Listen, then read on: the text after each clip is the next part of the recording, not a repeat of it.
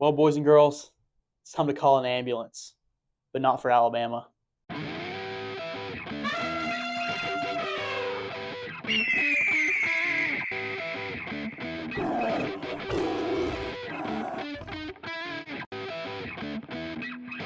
Jordan Hair Voodoo. Ooh. I'm going to rip that jersey off your face and throw it out the window. Okay, everybody, welcome back to the House Divided College Football Show. It is I, your host, Micah, and today I'm joined by a special guest, Josh Horton, of the Nebraska fan base. Nebraska fan base. Go Huskers. Good Dumb Fun Show fame. Not a sponsor. Not a sponsor. Not a sponsor. So today we are going to be doing a little bit of a recap and some predictions. Normally Ethan joins us, and Ethan will have a little segment today. But yeah, we're going to jump into this with a few recaps. Let's do it. So yeah, big one. A lot of people didn't believe in them, but I did. And I want to say I made the pick before Josh Pate made the pick. I believed in Florida to get the job done, backs against the wall, at home in the swamp. And as much as the fan base had given up on DJ Lagway after his 5 interceptions in that one game, and then also on Billy Napier, they were ready to fire him.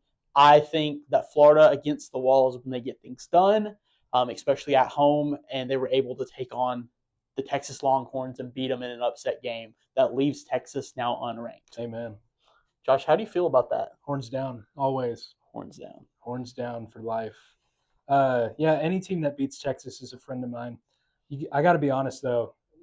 I did not expect Florida to win.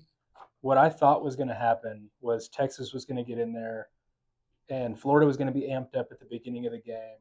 But then Texas was just going to, get some sort of, long, 45-yard touchdown pass or something and silence the crowd. And then from there, I thought it was just going to spiral out of control. So good for Florida, honestly. Yeah. I was not rooting for Texas, but I did pick Texas. So it was a good every time I pick Texas, I'm glad to be wrong. Yeah, sure. Yeah, it was a good Gator bounce back. DJ Lagway looked incredible that game. We also had it looked great. It was a 29-21 game. Napier saved his job for another week. We still don't know what's going to happen. Maybe it's going to be one week at a time. Napier just keeps winning. It's such a funny situation. Yeah, because they're ready to fire him. Like they want to fire. It's like Remember the Titans. Like they're just waiting for him to lose so they can fire him. But they need an excuse, but he's like his back against the wall. He keeps winning. Yeah, he just keeps doing it. His team loves him. Staying alive. The team does love him. The boosters do not. Right. With that being said, we have the Texas's O-line looked awful. Was not impressed with them. I don't know if it's Arch. I just don't know if they're giving Arch enough time. He's got a lot of pressure on him. I don't know how to feel about that. And then you also had Sarkisian in his interview. He said, "Go start at Ohio State. Go play in the swamp." And he said a lot of other teams would struggle with that, like with those two teams. He said, there's 136 FBS teams. He said 135 of those teams, if they had to go, well, actually 133. Do your math right, Sark. If they went to play in the swamp or at Ohio State, he said they would probably struggle as well. And sounds like a loser. But it sounds like excuses. Horns down. Horns down. I get what he's saying, and I did see that comment, and he's probably right. But a tough schedule does not. Yeah. Look at Florida last year. True. They had the toughest schedule in the country, and people still wanted their coach fired. So True. I don't think Sark's on the hot seat, but I don't think he can use his schedule as an excuse, as a cop out. He should take that up with his AD. For sure. Next, moving on, we have the biggest upset of the weekend. We got the UCLA Bruins beating the Penn State Nittany Lions in UCLA. So they were able to do that. They were able to get the job done. We got to see their offensive coordinator. His name's Jerry Neuheisel. Mm-hmm. He was able to lead them. Nico had an incredible game. There's this incredible clip. I promise it's here in post. You're looking at me like I'm crazy, but it was a great moment to see his dad, who was in New York, and he was like, "Come on, son, come on!" Yeah, proud dad. And it was such a good moment. And then they carried him away like in kind of a parallel to when he played quarterback there at UCLA. Mm-hmm. Almost it was like That was a neat picture. yeah, just to see them carry him away. They won the big game. I'm gonna make work for Micah. Here's the picture. Yeah, good pick. But they won that 42-37. But I think that leaves us with an even bigger question moving forward on the game recap. James Franklin, where do you go from here? Hopefully up. Yeah. You know? Here's my thing on James Franklin. Even great coaches have down seasons. It's true. The problem is that his down season has come in what was supposed to be his year. I mean, this was the year they built towards. Yeah. And you can't have that be a down season. So, and you're going to lose a lot of players after the season, and it's going to go into rebuild. Which is exactly why this had to be the year. Exactly. But, Drew Aller come back. Yeah, they may lose a couple more games. I don't know what's going to happen, but he needs to do some things differently if he's going to continue. I don't think they fire him. No, I'm not worried about his job. Everybody's saying he's on the hot seat. I don't feel that way. I'm not a Penn State fan. I know the fans feel that way, but but you get enough 10-2 seasons. I mean, think of the people, like as a Nebraska fan, Tom Osborne in his 25-year career never won less than 9 games in a season. Yeah. And people wanted him fired. And then he turned into one of the greatest coaches of all time, 3 national championships at Nebraska late in his career. So, it's one of those things. I think patience pays off, especially in college football today, because I think we still think it's 2015 when it's 2025. For sure. And I think that you can't look at a 10-2 season the way we used to. You can't look at an 8-4 season the way we used to. I think things are going to I think perspective is going to shift in the next couple of years. Yeah. I think, we can say Tom Osborne, he made Nick Saban. He did make He did it. You're welcome. Thank you. Yeah. Thank you, Nebraska fans. Yeah. Husker fans and Alabama fans. If you don't know that story, Tom Osborne wiped Nick Saban all over the floor at Michigan State. And then he was feeling real down after the game, and Tom Osborne came up to him and said, "You're not as bad as you think." And Nick has told that story several times on College Game Day. That really stuck with him. So he led him to be the Nick Saban he is today. Yeah, you're welcome.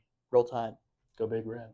So, moving on, we've got we're going to jump over this one a little bit. Okay. Mississippi State, Texas A&M. Marcel Reed continues to look really great. A&M continues to look good on offense and defense. Very physical team. I honestly think that Mike Elko, he built a really good team in the offseason in secret. A lot of people weren't talking about him during the offseason, and now nor should they. They have come to play the game, and they look great. I honestly think they are a contender up there with maybe Ole Miss to get to Atlanta at the end of the season for the SEC championship. It'll be interesting. Mike Elko taking over on defense has made huge improvements. And I think that when he got hired out of Duke, a lot of A&M fans were like, Mike who? But they're finding out Mike who now. True. I honestly think Back to you, Micah. Mississippi State, I was disappointed, but I think we found out that Mississippi State is they're an average team in the SEC. They are a lot better than they were, but they're still not there at the point where they can contend for the SEC championship or the playoff. But I do think that they are better than your Kentucky's teams that are kind of towards the bottom. I think they could beat some of those average teams, maybe even beat Auburn. You could beat maybe a South Carolina. They're having some trouble this year. Weren't expecting to, but unfortunately, sometimes that's how it goes. I think Mississippi State is going to be one of your mid-level SEC teams, but I am impressed with their improvement this season. I think they've done really well, even losing to Texas A&M, which is a quality loss. But A&M is a much better team, much more physical team, and I honestly think Mississippi State looked good. That was a 31-9 game. And then Josh, I don't know much about this next game. I know Nebraska and Michigan State played, and I know that there was an awesome blocked punt that ended up getting you guys some points. Yeah. Here's the little clip of that. That was crazy. They killed that punter. They're lucky they touched the ball first, because that would have been, they might have gone to jail as hard as they hit that punter. But Nebraska pulled away at the end. We put up 17 points in the fourth quarter to pull away. Nasty game, really. Hurricane force winds swirling around Memorial Stadium made it really difficult. Nebraska actually lost the coin toss, but then ended up getting what they wanted, which was the wind in the fourth quarter. In a place like Nebraska where it's just windy all the time, you really want to have the wind at your back in the fourth quarter, and we got it because Michigan State didn't take it, which was awesome. So thanks, Michigan State. But when we had a really rough stretch in the first half that kind of led into the beginning of the second half where we had like a 25-play stretch where we only got 19 yards on offense. So it was tough. I mean, every yard was – you had to fight for it. But in the third quarter when we were facing the wind, we ended up – Dylan Raiola rattled off a long, like 40-something yard pass to Ja'Cory Barney, who is our return specialist, and he's a quick little guy. And he really reignited that offense, and then we ended up scoring. And at that point, we knew we were about to get the wind at our back, and game was over.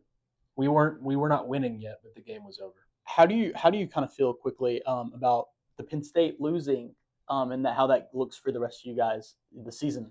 I think Penn State looks a lot more beatable than they were, but you really can't take any game for granted. Because if we walk into, I mean, we thought until Saturday that UCLA was going to go 0-12. So exactly. Any given Saturday, any team can bow up. You guys play, right? We do play in UCLA. My sister's going to that game. And does that make you nervous? A little bit. I mean, we got Maryland this week, and that that's true. Yeah. So I mean, we'll every team has their strengths and weaknesses, and I think it's just a matter of just tactically exploiting their weaknesses with your strengths.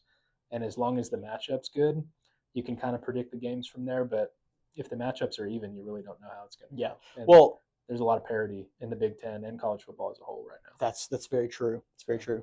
I've just got word that the ambulance has arrived on scene.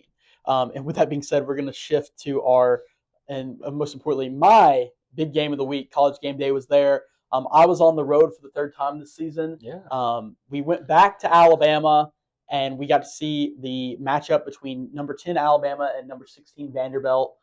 College Game Day was there. Nick Saban got into the Hall of Fame. He was inducted in, got his little plaque they gave him on the field. Theo Vaughn showed up. He made some comments that were funny about, DeBoer, last year he had the old coaches player in front of Nick Saban, talking about how he had the old coaches players. And it was just a funny comment. He also said some really good things about Alabama during the picks, but he was like, can't pick them because Vandy is my ride home. And that was really funny. Yeah. He was just a good presence on there. And then we had some really good play. Now, not to say anything negative about Vandy. Clark Lee's a good coach. Diego Pavia is a good player. But Alabama was able to – the first quarter was a little bit nerve-wracking for Bama. That we went down 7-0. Then it looks like they were going to go up 14-0 on us, and we were like, oh, no, this is a repeat of last year. Yeah. The first quarter was very much, I think, the lowest point of feeling of the game where you think that you're going to, it's just going to all go bad. Yeah. And then Justin Jefferson on Alabama's defense had an amazing play, which I have a picture of right here, thanks to the House Divided personal photographer. He's our professional personal photographer. I like to call him Dad. Big time. But Dad, if you want to call him that, he took this awesome photo of the ball coming out. You can see it flying out as Justin Jefferson has Diego Pavia on the ground. Oh, that's cool. And then also, we just had an awesome game all around. Ty Simpson looked excellent. They've got him up there on the Heisman odds, up there with Dante Moore from Oregon. Yeah. So he's up there. Fourth, isn't he? Yeah. He's fourth up there. He's the on-3 Heisman odds. He's up there with Dante Moore. Which would get him to New York if he's fourth. Exactly.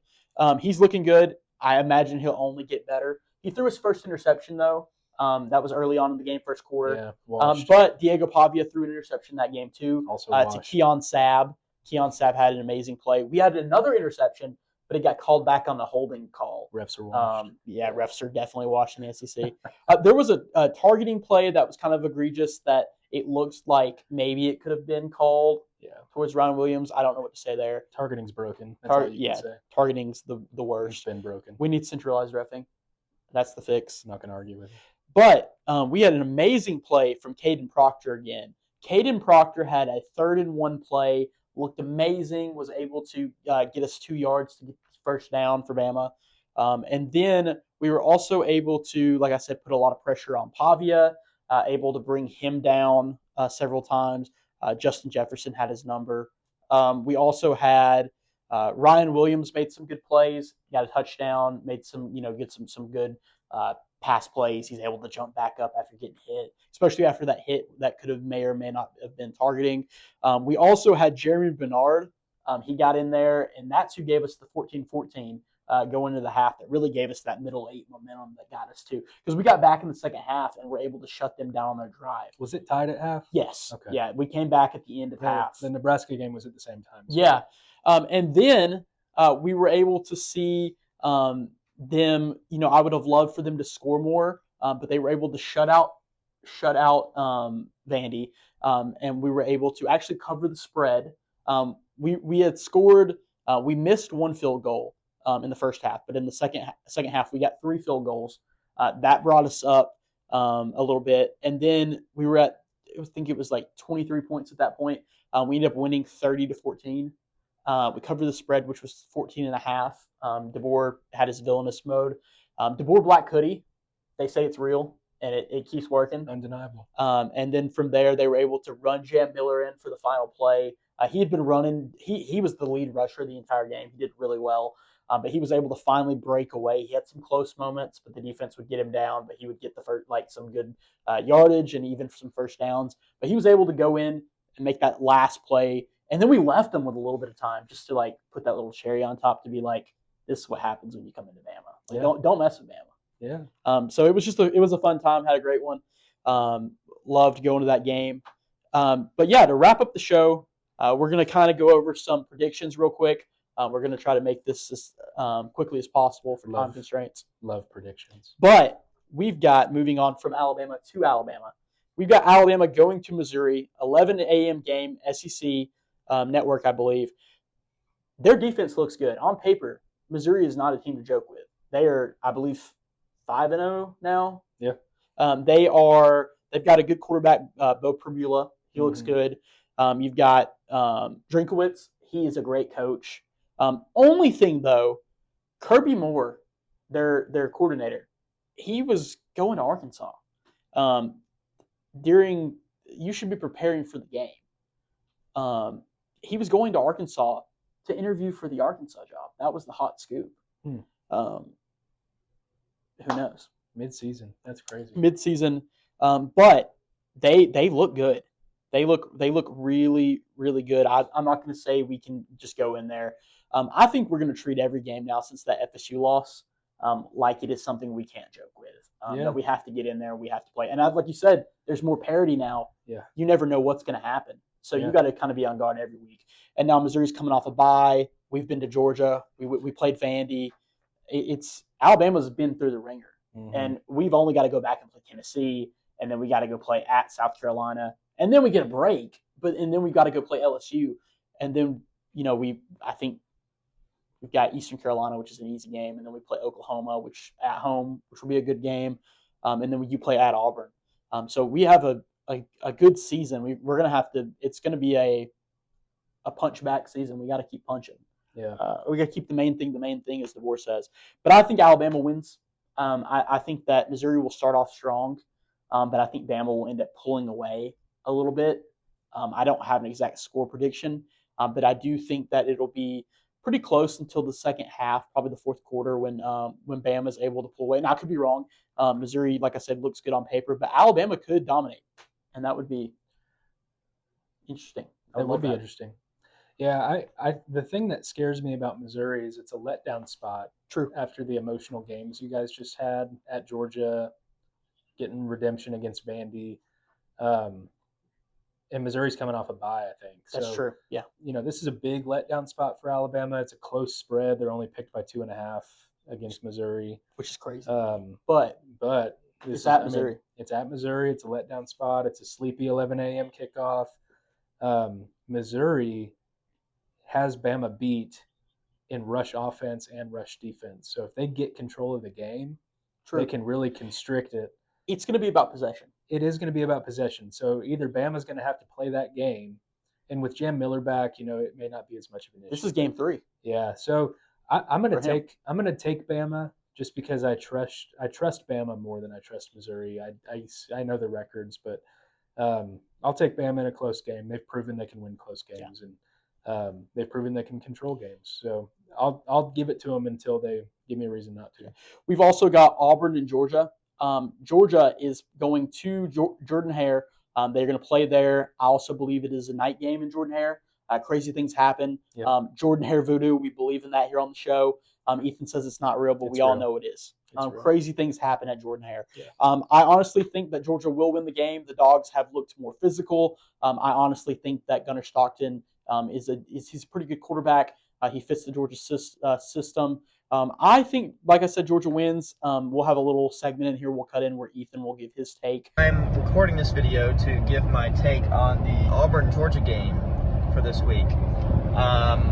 So here's my thoughts. Auburn their offense has played like a middle school girls team for the past 2 weeks against 3 weeks, Oklahoma and then Texas A&M. But Auburn is off of a bye week this week, and I think that there's a possibility that they'll be ready to play.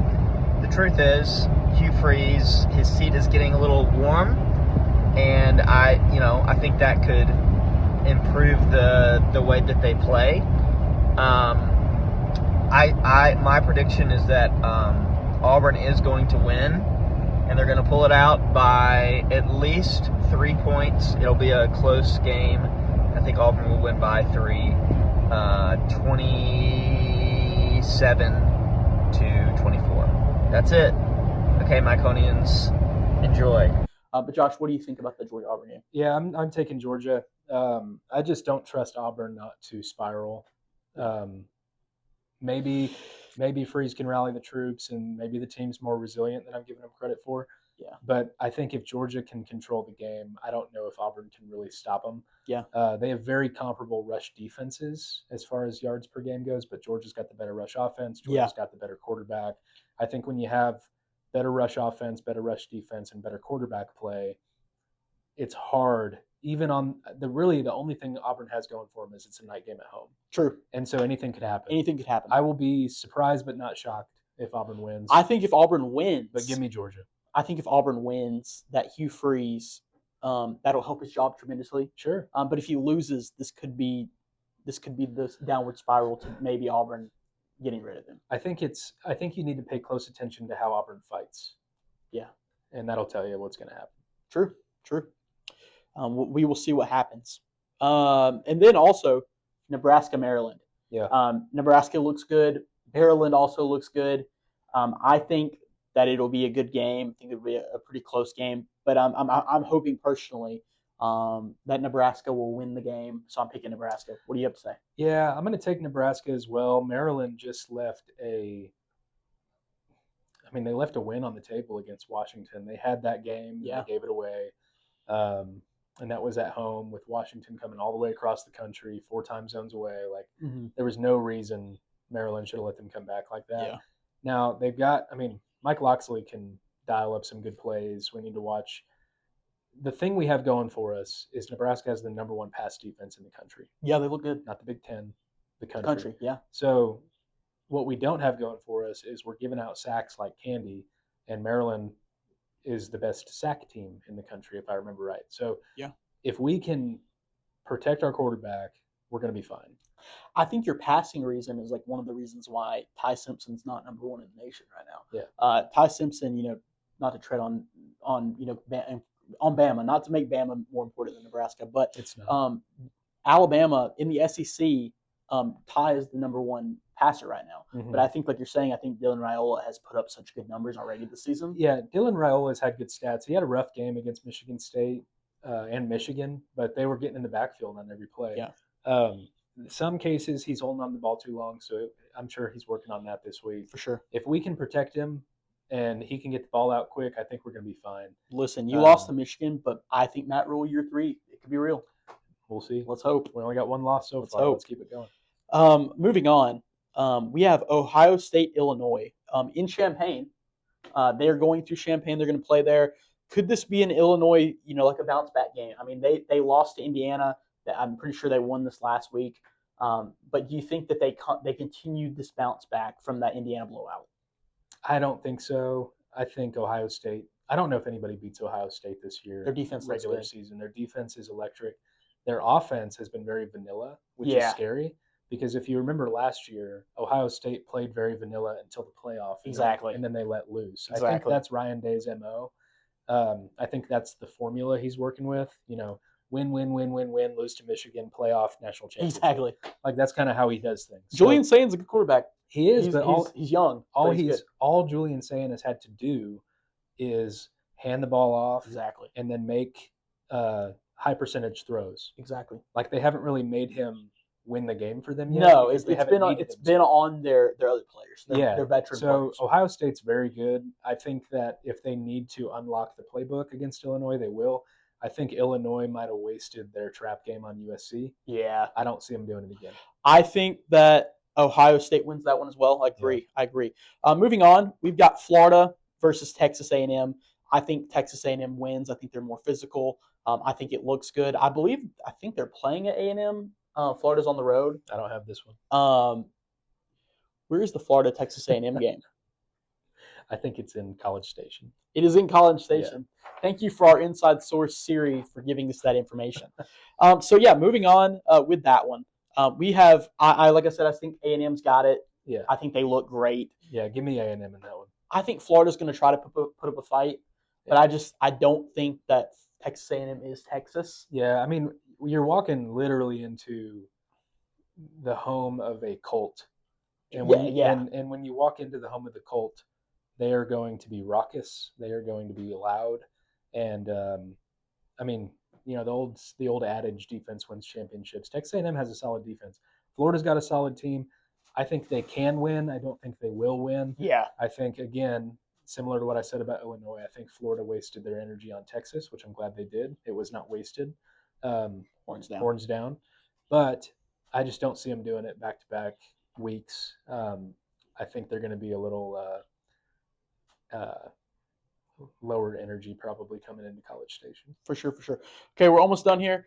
We've got Oregon, Indiana. I think that I'm going to give it to Oregon. I think Indiana puts up a fight. They do look good, but I think that Dan Lanning gets the job done. I think you got Dante Moore, great quarterback. I honestly think he's going to only get better.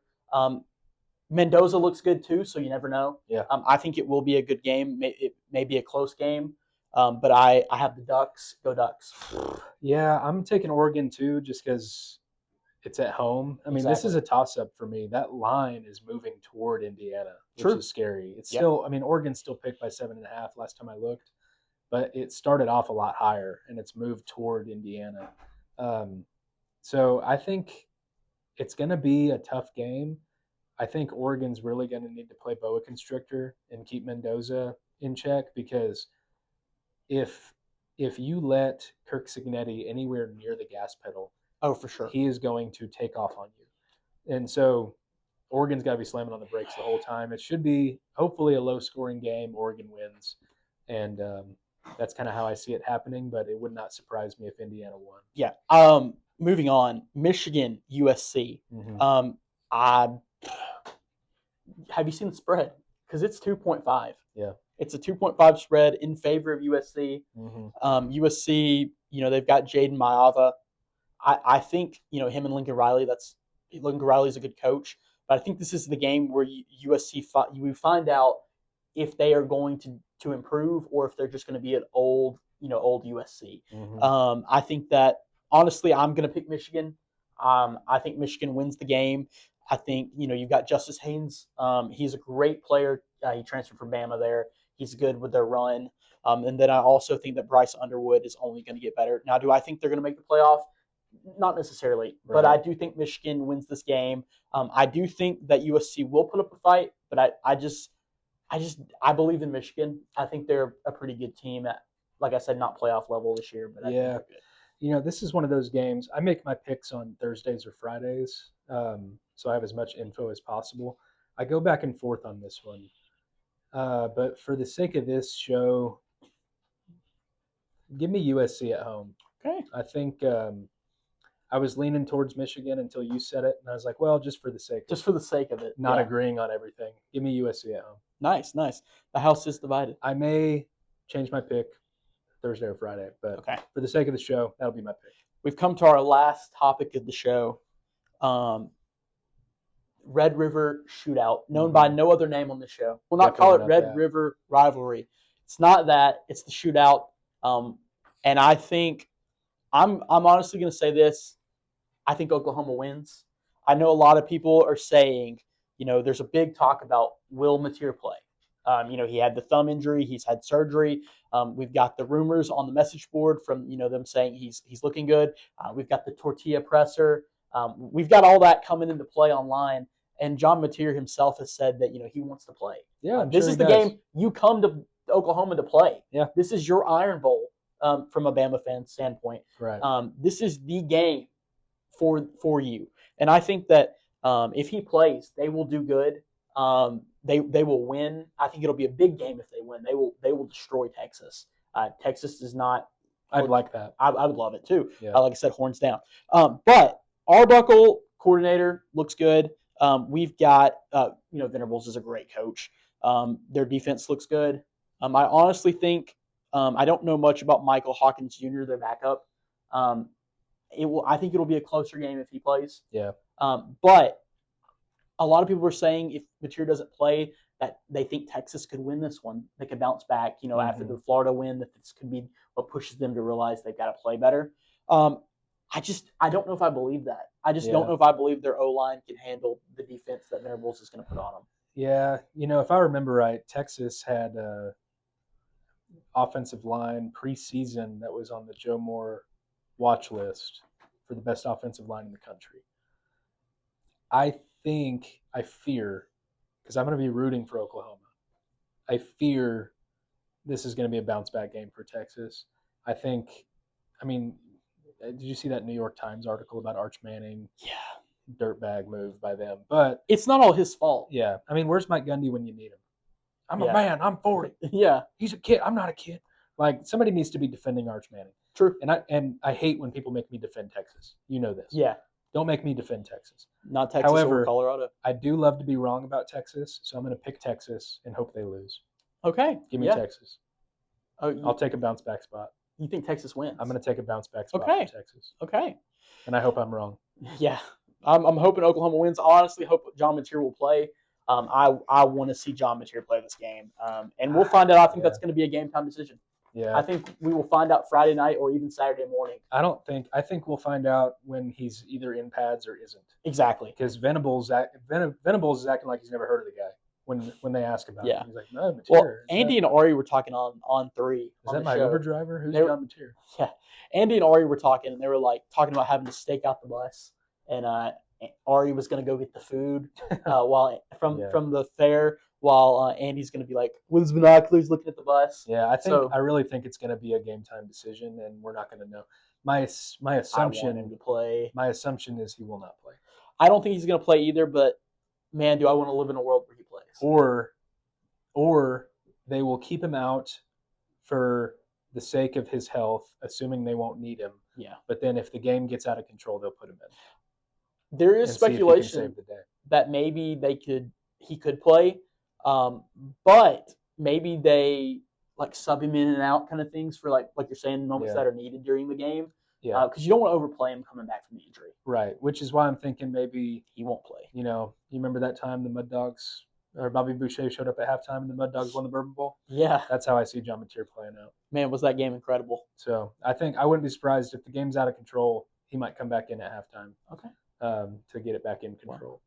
Well, everybody, thank you guys for tuning in. This has been the House Divided College Football Show with your host, Micah Olson, and then with special guest Josh Horton of the Nebraska Cornhuskers fan base. Yes. Thanks for having me. Yeah, thank you for joining us.